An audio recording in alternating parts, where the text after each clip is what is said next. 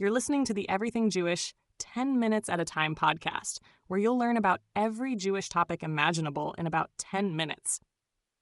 Before we dive in, here's my usual disclaimer. My Hebrew pronunciation isn't perfect.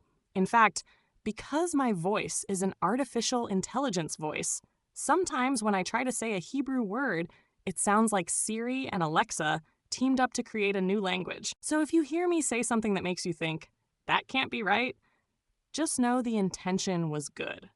With that out of the way, today's topic is Havdalah. Yes, Havdalah, the Jewish ritual that officially closes out Shabbat and ushers in the rest of the week with a mini sensory festival of wine, spices, and fire. Think of it as the Jewish version of a season finale. Shabbat was the binge-worthy series. Havdalah is the final credit scene that ties it all together before you start a new storyline. Let's explore why it's such a beautiful, fascinating, and surprisingly fun little ceremony. Havdalah literally means separation, and that's the whole point. It marks the dividing line between the holiness of Shabbat and the regular work week ahead. Picture it like hitting log off on your computer after a peaceful 25-hour offline retreat. The ritual uses three main props: a cup of wine or grape juice, fragrant spices, and a braided candle with multiple wicks. Together, they stimulate taste, smell, and sight all at once, making Havdalah basically the original 4D experience.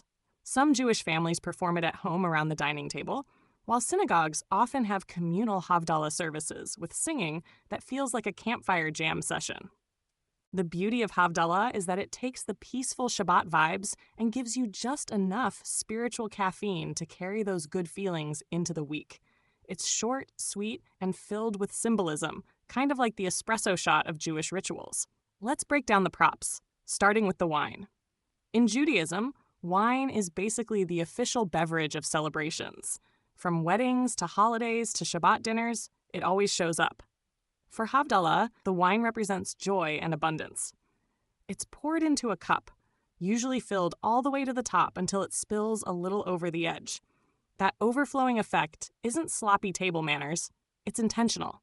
It's a visual symbol of blessing and prosperity, the idea that our week should overflow with goodness. Imagine if every Sunday night you poured a Diet Coke so full it foamed over, not because you weren't paying attention, but to say, hey, may my week be fizzing with good vibes. That's the mood of Havdalah. It's all about abundance, positivity, and carrying a little Shabbat joy with you into Monday. Next, the spices. Known in Hebrew as besamim, these are often kept in a special spice box, which can be anything from a fancy silver tower passed down through generations to a simple container filled with cloves. Why spices? Because they smell amazing. And after Shabbat ends, tradition says the extra soul we receive during Shabbat leaves us. That sounds heavy, but the spices are like a little pick-me-up for the spirit. Think of them as the ancient version of aromatherapy. Or more realistically, like smelling a Starbucks pumpkin spice latte when you're not ready for the week ahead. The fragrance is meant to comfort, energize, and remind us that the sweetness of Shabbat doesn't disappear completely. Even if Monday morning comes knocking, you get one last sniff of Shabbat calm before diving into the chaos of emails, carpools, and reality. And then there's the star of the show, the Havdalah candle. Unlike regular candles, which usually have one wick, the Havdalah candle is braided with 2 or more wicks, so the flames merge together into one big bright light. It's like the fireworks grand finale of Shabbat. When the blessings are said, people hold their hands up to the flame, looking at their fingernails in the glow. Sounds quirky, right? But it's symbolic. We're appreciating the gift of fire, which according to Jewish tradition was first discovered by Adam at the end of the very first Shabbat. So in a way, every Havdalah candle is a birthday candle for human innovation.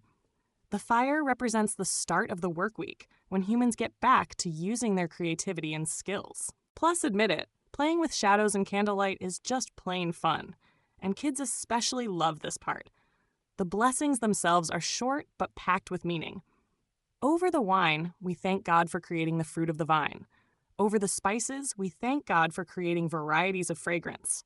Over the candle, we thank God for creating the lights of fire. And finally, there's a special blessing thanking God for making distinctions between holy and ordinary, light and dark, Shabbat and weekdays. It's a poetic way of acknowledging that life needs boundaries. Without them, everything blends together into one big blur.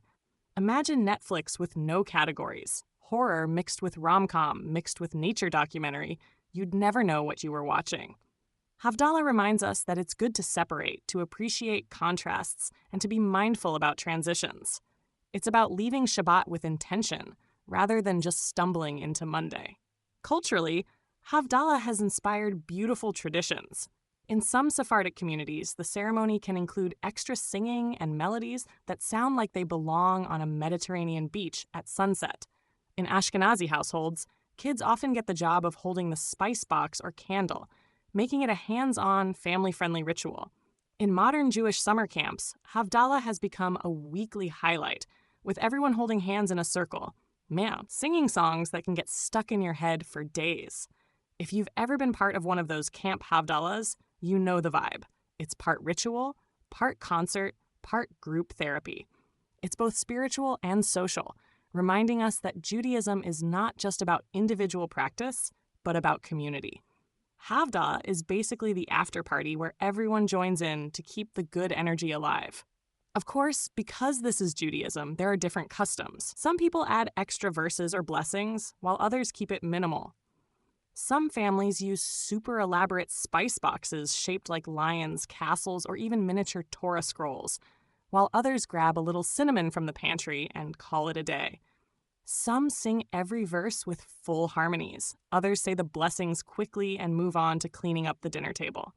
And that's the beauty of Havdalah. It's flexible. The essentials are wine, spices, candle, and blessings. The rest is decoration, flavor, and personal style. It's like pizza. The base is the same, but whether you like New York thin crust or Chicago deep dish, it's still pizza.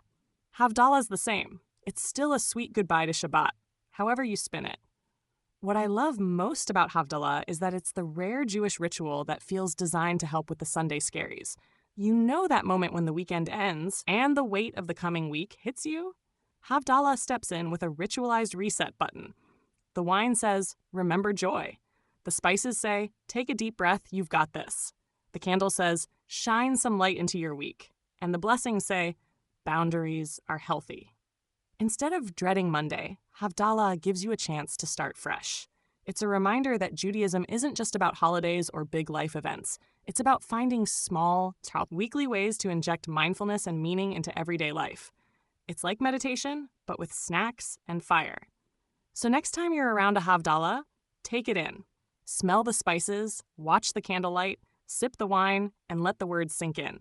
Even if you're not Jewish, it's a beautiful ritual about transitions, gratitude, and holding on to peaceful moments before life speeds back up. That's the heart of Judaism, turning ordinary moments into something sacred. And with that, we've reached the end of today's episode. Thanks for listening to Everything Jewish, 10 minutes at a time. If you enjoyed this little dive into Havdalah, please forward it to a friend who might appreciate it, or leave a positive review so others can find the podcast. Until next time, may your week overflow with blessing, smell like cinnamon, and glow like a braided candle flame. Equity indices made by committees? That's the old way. The new way is Bloomberg Equity Indices. Transparent indices built on data, not opinions. Discover evolved benchmarks for today's equity markets at Bloomberg.com/equity index subscriptions.